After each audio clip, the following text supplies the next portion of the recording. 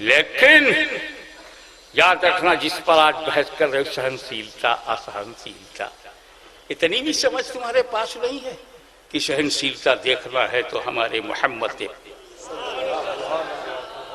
मुस्तफा सल्लल्लाहु अलैहि वसल्लम को देखो।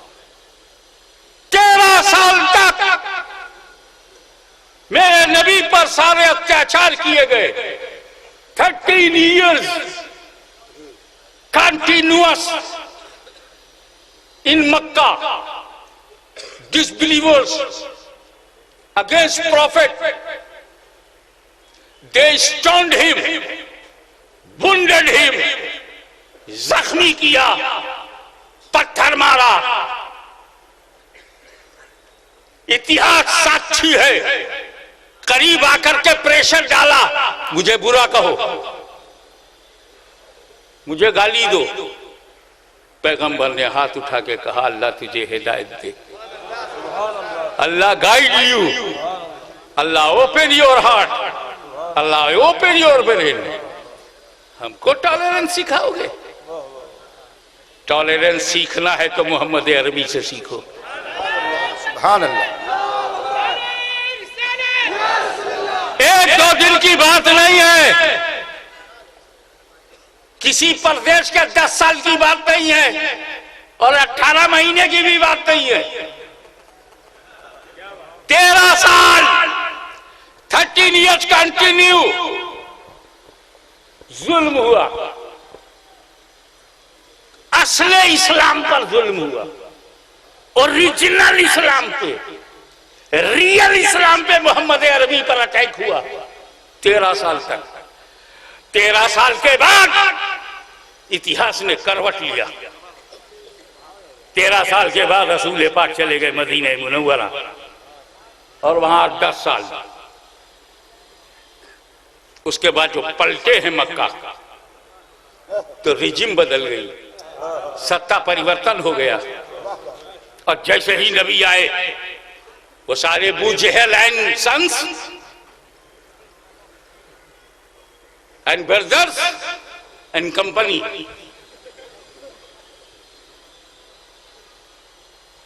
ये सब थर थर थर थर कांप रहे थे। अब हमारा क्या होगा? मैंने 13 साल तक जिसे सताया, वही मक्के में आके छाया। सुभान अल्लाह, सुभान अल्लाह। जिसे हमने 13 साल मार मार करके मक्का छोड़ने पर मजबूर किया, आज वही मक्के की सत्ता की बागडोर हाथ में लिए हुए। मेरे नबी ने नहीं कहा कि जो मेरा साथ नहीं देगा उसको ईरान भेज दूंगा। ये तो यहाँ का जाहिल नेता बोलता है, जो साथ नहीं देगा पाकिस्तान भेज दूंगा। क्या बात है, वाह वाह वाह। तुम हमें टॉलरेंस सिखाओगे? ये बिगड़े हुए मुसलमान, ये भटके हुए मुसलमान, ये सऊदी अरबिया से अपना मुकद्दर जोड़े हुए मुसलमान, ये हैं कब मुसलमान? 60,000 सहाबा किराम की कब्रों को तोड़ने वाले मुसलमानों की लिस्ट में होंगे। 350 मस्जिदों को शहीद करने वाले सऊदी गवर्नमेंट मुसलमानों की लिस्ट में। इस्लाम न कल अमेरिका को पसंद था, ना इस्लाम आज अमेरिका को पसंद है। इसीलिए जो इस्लाम में नहीं है वही मुसलमान उन्हें पसंद है। बचाते हैं उसको जहां इस्लाम ना हो। जहां हजरत मूसा का जलवा ना हो, उन यहूदियों को बचाओ। जहां ईसा अलैहिस्सलाम का नूर ना हो, उन ईसाइयों को बचाओ। असली को कौन बचाता? तो हिंदुत्व में जो उदारवाद है, उसमें जहर कैसे घोला जाए? टॉलरेंस की बात करते हैं। 13 साल तक मैं किसी की बुराई नहीं करता, मुझे आजकल यही समझाया जा रहा है, इतिहास देखा करो। मैं इतिहास की तरफ नहीं जाता था, क्योंकि मेरी सोच ये थी, पास्ट नेवर कम बैक। नहीं कहते देखो, वो मैसूर वाले को भी देखो, अंग्रेजों से लड़ा, वो मत देखो, और कुछ देखो, इतिहास देखो। तो मैं अब आपसे कहूंगा, इतिहास देखो। 13 साल तक मेरे नबी पे अत्याचार हुआ, एक साइड में रखो। 13 साल तक एक औरत पे भी अत्याचार हुआ, इतिहास देखो। मैंने पूछा ये शादीशुदा औरत को क्यों उठा के ले जा रहे हो? शादीशुदा औरत का हरण क्यों कर रहे हो? समझ रहे हो? बोलता है मेरी बहन की नाक क्यों काटी? नाक कट जाना बड़ी बुरी बात है। मैं इसकी इज्जत पे हमला करूंगा क्योंकि इसने मेरी इज्जत पे हमला किया। इतिहास देखो। उठा के ले गया, पूरी शराफत से रखा, पूरी ईमानदारी से रखा, पूरे अदब से रखा, सम्मान से रखा, छुआ तक नहीं। तो इसकी दलील ये कि अग्नि परीक्षा में, इतिहास देखो, अग्नि परीक्षा में उनकी पवित्रता का दावा किया गया। इसका मतलब सिर्फ उन्हीं की पवित्रता साबित नहीं हो रही है, रावण की भी साबित हो रही है कि उसने गंदा नहीं किया था, अत्याचार नहीं किया था, औरत के साथ बलात्कार नहीं किया था, कोई बुराई नहीं की थी। मैं आपको इतिहास से बता रहा हूं। लेकिन 13 साल तक अशोक वाटिका में सम्मान के साथ, प्यार के साथ, अदब के साथ, एहतराम के साथ एक औरत को रखा गया, तो इसकी प्रतिक्रिया में पूरा लंका जला दिया गया। किडनैपर एक है, सजा पूरे देश को दे दी गई। क्या बात है? मुझे बताओ, सहनशीलता उधर है या सहनशीलता इधर है? वाह वाह, बहुत खूब।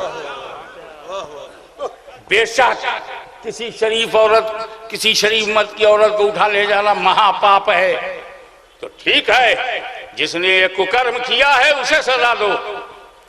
बंबई में कोई किसी पाकीज़ा पवित्र औरत को उठा ले जाए तो पूरी बंबई को कोई आग लगाएगा क्या? राजा ने पाप किया तो राजा को सजा दो, प्रजा ने पाप किया है तो प्रजा को सजा दो। राजा का पाप प्रजा से कैसा?